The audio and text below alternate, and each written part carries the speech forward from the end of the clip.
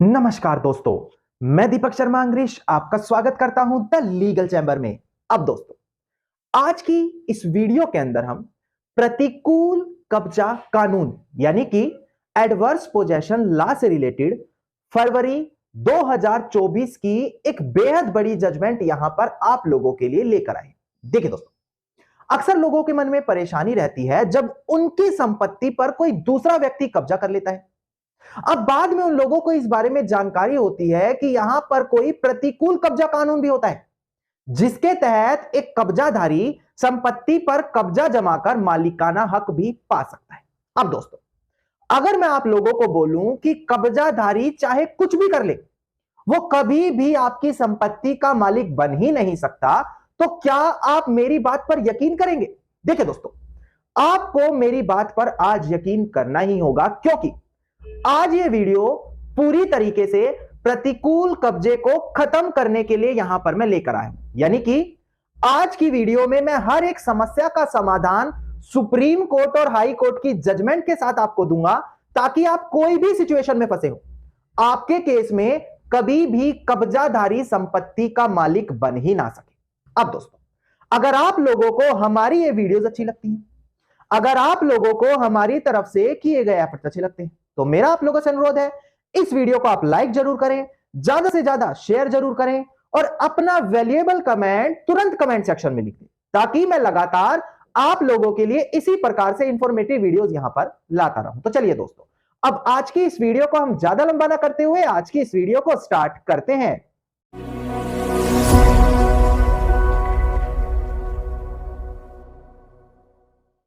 अब दोस्तों, हम बढ़ते हैं अपनी आज की इस वीडियो की ओर। देखिएगा, सबसे पहले मैं आपको बता दूं कि प्रतिकूल कब्जा कानून आखिरकार कहते किसको हम। मात्र 1 मिनट आपका लूंगा, पर पूरा का पूरा कंसेप्ट आपको कंप्लीटली तरीके से क्लियर कर दूंगा। देखिए, प्रतिकूल कब्जा कानून यानी कि एडवर्स पोजेशन लॉ आपको हमारे article 65 schedule 1 of limitation act 1963 में प्रोवाइड कराया है। अगर आप इसी लिमिटेशन एक्ट का सेक्शन 27 पढ़ेंगे तो वो बताता है कि संपत्ति के असल मालिक के पास एक समय सीमा है, वो उस समय सीमा के भीतर अपनी संपत्ति से कब्जा वापस पाने के लिए एक केस डालेगा। अगर वो उस प्रिस्क्राइब्ड पीरियड यानी कि उस समय सीमा के अंदर केस नहीं डालेगा, तो उसका अधिकार उस संपत्ति से खत्म माना जाएगा। अब वो समय सीमा कितनी है, वही हमें आर्टिकल 64 और 65 बताता है। वो कहता है कि 12 सालों की समय सीमा दी गई है संपत्ति के असल मालिक को, जिसके अंदर उसको अपनी संपत्ति से कब्जा खाली कराने के लिए कोई लीगल एक्शन लेना होगा। वहीं इसी बीच अगर एक सरकारी संपत्ति है, तो गवर्नमेंट को भी 30 सालों के भीतर वहां पर अपना वाद दाखिल करके संपत्ति से कब्जा वापस पाना होगा, according to article 112 of limitation.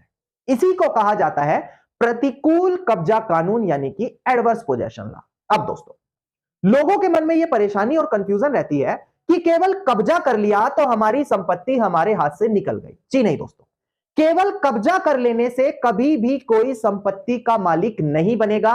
यह चीज मैं आपको लिखकर देने के लिए तैयार हूं, क्योंकि कब्जा करना केवल एक फर्स्ट स्टेप है। उसके बाद जब कभी भी कब्जाधारी कोर्ट का दरवाजा खटखटाता है कि मेरा कब्जा है, मुझे मालिक बनाओ, तो उसको बहुत सी परेशानियों का सामना भी वहां पर करना पड़ता है। अब वो जानकारी आपको एक नॉलेजेबल एडवोकेट दे सकता है, जो लगातार सिविल केसेस या एडवर्स पोजेशन के केसेस डील करता रहा हो। फिर भी मैं कुछ बड़ी जजमेंट आपके साथ यहां पर डिस्कस कर लूं, जहां पर आपको बता दूं कि अगर एक कब्जाधारी कोर्ट में चला गया है, तो कैसे कैसे आप उसके खिलाफ अपना केस जीत सकते हैं। सबसे पहले मैं एक बड़ी जजमेंट आपको क्लियर कर दूं, जहां पर बताया कि केवल कब्जा करना मालिकाना हक कभी नहीं दिलवाता। 3 जरूरी कंडीशन है जो दिखानी अनिवार्य है: नेक वी, नेक क्लेम, नेक प्रिकैरियो, यानी कि कब्जा पब्लिकली, असल मालिक के खिलाफ और लगातार होना चाहिए। डिस्प्ले पर ध्यान दीजिएगा, केस टाइटल था हमारा Karnataka board of Waqf versus government of India, 2004 की जजमेंट है। इसका साइटेशन नंबर है 10 SCC 779। देखिए, यहां पर यही बताया कि जो पोजेशन है यानी कि कब्जा है, वो ओपनली होना चाहिए, क्लियर होना चाहिए, लगातार कॉन्टिन्यूस होना चाहिए और होस्टाइल होना चाहिए, यानी कि प्रॉपर्टी के रियल ओनर के खिलाफ जाकर होना चाहिए। ये तीनों चीज हमारी nec vi, nec clam and nec precario बनाती है। यानी कि दोस्तों, अगर एक कब्जाधारी कोर्ट में आपके खिलाफ जाकर खड़ा है, तो 3 चीजें आप पकड़ ले: या तो बोल दे कि हमें तो पता था ये हमारे कहने पर भी प्रॉपर्टी पर बैठा है। अब होस्टाइल बर्डन ऑफ प्रूफ तो उसके ऊपर आया, क्योंकि कोर्ट में वो जा रहा है तो बर्डन ऑफ प्रूफ उसी के ऊपर आ गया। वो साबित करे कि हाँ भाई मैं होस्टाइल में था, मैं रियल ओनर के अगेंस्ट में जाकर कब्जा कर रहा था। ये 3 पॉइंट में से कोई भी एक पॉइंट आप पकड़ ले, आप कभी भी उसको कब्जे के तहत मालिक बनने ही नहीं देंगे। अब इसी के अंदर एक वर्ड था कॉन्टिन्यूटी, यानी कि लगातार 12 सालों तक कब्जा होना चाहिए। इसी बीच अगर एक दिन भी वो कब्जे से बाहर कर दिया गया था तो वो कब्जा वहां पर क्या माना जाएगा कि कंटिन्यूटी में नहीं था। अब इसी चीज से संबंधित 2024 में बिल्कुल एक लेटेस्ट जजमेंट आई है, मैं उसकी केस डिटेल्स आपको डिस्प्ले पर दिखाकर क्लियर कर देता हूं। ध्यान दीजिएगा दोस्तों, डिस्प्ले पर देखिएगा। केस टाइटल है हमारा Babulal versus Amra and others. इसका सेकंड अपील नंबर था 434 ऑफ 2020। और सबसे बड़ी बात, साल 2024 फरवरी मंथ की जजमेंट है। इसका साइटेशन नंबर देख लिया, अगर आप इसे डाउनलोड करना चाहें, साइटेशन नंबर है 2024 MP35। नाउ एक बार डिस्प्ले पर ध्यान दीजिएगा, यहां पर ऑनरेबल मध्य प्रदेश हाईकोर्ट ने आखिरकार क्या कहा। ध्यान दीजिएगा दोस्तों, डिस्प्ले पर मध्य प्रदेश हाईकोर्ट ने यहां पर एक व्यक्ति को कब्जे के आधार पर मालिक बनाने के लिए मना कर दिया, क्योंकि उन्होंने यही कहा कि वो अपना कब्जा लगातार कंटिन्यूटी में था। ये चीज साबित नहीं कर पाया। इसके अलावा यह भी साबित नहीं कर पाया कि वो असल मालिक की नॉलेज में था। यानी कि दोस्तों, ना ही यहां पर कब्जाधारी ये कह पाया कि नॉलेज में था रियल ओनर के, और ना ही अपना कब्जा लगातार 12 सालों तक साबित कर पाया। और दोनों चीजों की कमी के कारण कोर्ट ने उसको मालिक बनाने से मना कर दिया। जो चीज मैंने इससे पहले कर्नाटका बोर्ड ऑफ वक्फ में आपको बताई, वही चीज यहां पर आपको देखने को मिल गई। यानी कि वो 3 पॉइंट पकड़ लें, उनमें से जो पॉइंट सबसे स्ट्रॉन्ग आपके पक्ष में है वो चीज आप साबित कर दें। अब कुछ लोगों का मानना है कि एक कब्जाधारी 20 सालों से 30 सालों से कब्जे में है, हम तो अब कुछ कर ही नहीं सकते, वो तो बहुत लंबे समय से कब्जे में है। जी नहीं दोस्तों, लंबे समय से कब्जे में होने से कुछ नहीं होने वाला। कारण, क्योंकि मैं डिस्प्ले पर दिखाकर जजमेंट बता दूं जो यही बोलता है कि कितने लंबे समय से ही कब्जे में क्यों ना हो, उससे उसको हम मालिक नहीं बनने दे सकते। ध्यान दीजिएगा दोस्तों, डिस्प्ले पर देखिएगा दोस्तों, केस टाइटल है Gaya Prasad Dixit versus doctor Nirmal Chandra and another. साल 1984 की जजमेंट है। साइटेशन नंबर है 2SCC 286। यहां पर यही कहा कि देखिए भाई, अगर एक व्यक्ति केवल कब्जे में है किसी प्रॉपर्टी पर लंबे समय से, तो यहां पर केवल यही चीज उसको प्रतिकूल कब्जा कानून के तहत मालिक नहीं बना सकती। कारण, क्योंकि इसमें बताया कि यहां पर क्लियर और कंटिन्यूअस कब्जा एनिमस पोसेडेंडी के साथ दिखाना है। एनिमस पोसेडेंडी के मतलब कि आपको यह दिखाना पड़ेगा कि आपकी ये इंटेंशन शुरू से थी कि आप संपत्ति पर कब्जा करके रियल ओनर का हक खत्म करना चाह रहे हैं। मतलब कि आपका कब्जा रियल ओनर के होस्टाइल में जाकर था, उसके अगेंस्ट में जाकर था। इसी बीच अगर आप असल मालिक की परमिशन से कब्जे में हैं, तो वो आपको मालिक नहीं बनने देगा। अब इसी चीज से संबंधित, यानी कि असल मालिक के कब्जे में जो है परमिशन से है, वो मैं जजमेंट के साथ आपको क्लियर कर दूं। ध्यान दीजिएगा दोस्तों, डिस्प्ले केस टाइटल था हमारा LN अवस्थामा वर्सेस P प्रकाश। साल 2009 की जजमेंट है। साइटेशन नंबर है 13SCC 229। यहां पर यही कहा कि देखिए भाई, अगर एक इंसान परमिसिव पोजेशन में है, यानी कि परमिशन रियल ओनर की मर्जी से किया है, कब्जा रियल ओनर के कहने पर हुआ है, या फिर एनिमस पोसेडेंडी यहां पर नहीं है, मतलब वो कब्जा रियल ओनर के अगेंस्ट में जाकर नहीं है, तो ये एडवर्स पोजेशन ऐसी कंडीशन में नहीं बनाने वाला। कितने लंबे समय से कब्जे में ही क्यों ना हो, आप वो 3 पॉइंट पकड़े, नेक्वी, नेक क्लेम, नेक प्रिकैरियो, और आप अगर रियल ओनर हैं तो आपके हाथ से वो संपत्ति कभी जाने वाली नहीं, क्योंकि कब्जाधारी के लिए नामुमकिन हो जाता है ये सारी चीजें वहां पर साबित करना। अब ये आ गए हम इंग्रेडिएंट्स पर कि क्या क्या चीजें कब्जे के अंदर साबित करनी पड़ती। कुछ जगह यह भी देखा जाता है कि लोगों को प्रतिकूल कब्जे को लेकर ही क्लियरेंस नहीं है।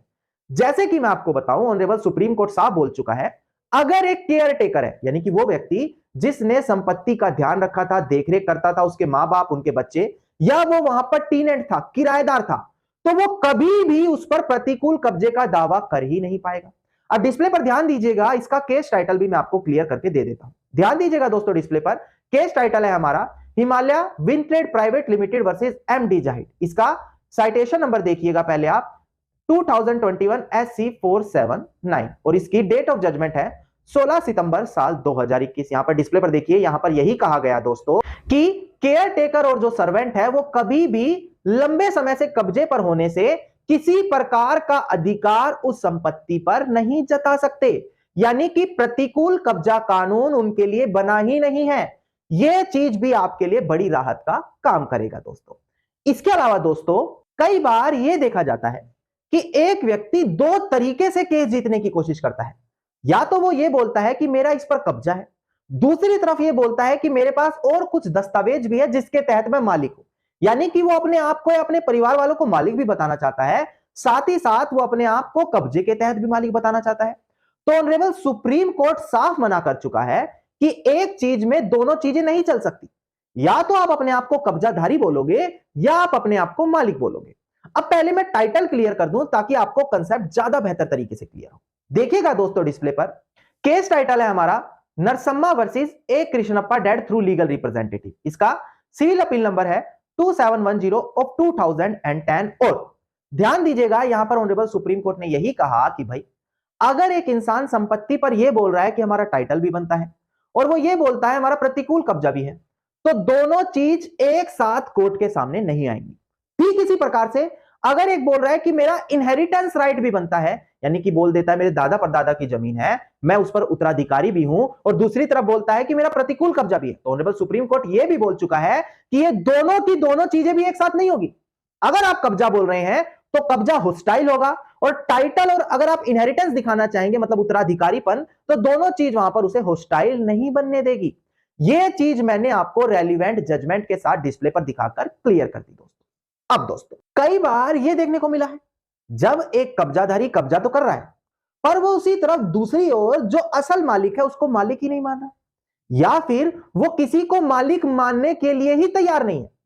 अब ऐसी कंडीशन में मैं आपको बताऊं, ऑनरेबल सुप्रीम कोर्ट साहब बोल चुका है कि अगर आप प्रतिकूल कब्जे का दावा डालेंगे तो आपको दूसरी पार्टी की ओनरशिप पहले स्वीकार करनी होगी। अगर आप ओनरशिप उसकी स्वीकार नहीं कर रहे तो आप कभी भी कब्जे से मालिक नहीं बनेंगे। ध्यान दीजिएगा दोस्तों डिस्प्ले पर, इसका केस टाइटल भी मैं आपको क्लियर कर दूं। केस टाइटल है हमारा यहां पर दागा भाई dead by legal representative versus Abbas @ गुलाब रुस्तम पिंजारी। इसकी डेट ऑफ जजमेंट थी 18/4/2017। यहां पर यही कहा कि देखो भाई अगर एक कब्जाधारी केस डाल रहा है कब्जे का और दूसरी तरफ दूसरी पार्टी को मालिक ही नहीं मान रहा, तो कब्जा किसके खिलाफ उसने जाकर कर लिया, क्योंकि होस्टाइल तो होना जरूरी है रियल ओनर के, और अगर वो होस्टाइल ही नहीं दिखाएगा तो प्रतिकूल कब्जे का दावा कैसे करेगा। तो यह चीज मानी गई कि अगर प्रतिकूल कब्जे का दावा किया जाएगा तो दूसरी पार्टी को ओनर मानना अनिवार्य हो जाएगा। अब दोस्तों यहां पर मैंने कितनी सारी जजमेंट आपको क्लियर करके दी जो एक ना एक जजमेंट आपके पक्ष में जरूर काम आएगी। अब एक आखिरी में आपको जजमेंट और दिखा दूं जब वही प्रतिकूल कब्जा पारिवारिक लोगों के बीच होता है। चाचा ताऊ के बच्चे भाई उठकर ये बोलते हैं कि हमारा तो कब्जा है, हम तो मालिक है। जी नहीं, ये तो संभव हो ही नहीं पाएगा। कारण मैं जजमेंट के साथ आपको बताऊंगा। ध्यान दीजिएगा दोस्तों डिस्प्ले पर, केस टाइटल है हमारा यहां पर P Lakshmi Reddy versus L Lakshmi Reddy. इसका साइटेशन नंबर है 1957 SC314। यहां पर ऑनरेबल सुप्रीम कोर्ट ने यही कहा कि देखो भाई अगर एक कुहियर एक उत्तराधिकारी संपत्ति पर कब्जा करके बैठा है तो कानून में क्या माना जाएगा, as possession of all the coheir, कि सभी के सभी लोग उस संपत्ति पर कब्जे में है। कभी यह माना ही नहीं जा सकता कि उसने कब्जा करके प्रतिकूल कब्जा कर लिया। यह चीज यहां पर पारिवारिक लोगों के लिए बड़ा राहत का काम करेगा। इसी से जुड़ी एक और जजमेंट भी मैं आपको क्लियर कर दूं ताकि दो जजमेंट इस टॉपिक से रिलेटेड आपके पक्ष में आ जाए।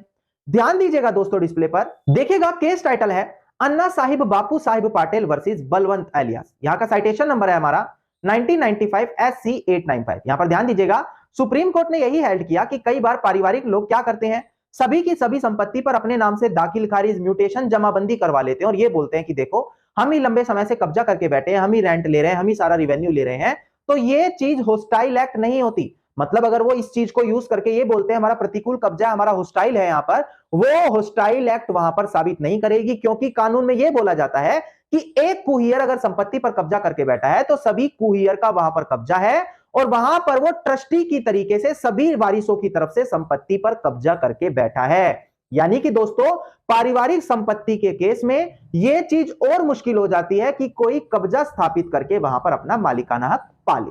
अब दोस्तों आज की वीडियो में मैंने कितनी ही जजमेंट आपके साथ क्लियर करके दी ताकि आपको यकीन हो जाए कि अब एक कब्जाधारी संपत्ति पर कब्जा जमाकर आसानी से क्या मालिक बन ही नहीं पाएगा, अगर आपके पास तरीका है उससे डील करने का और यह जजमेंट अगर आपके पास है।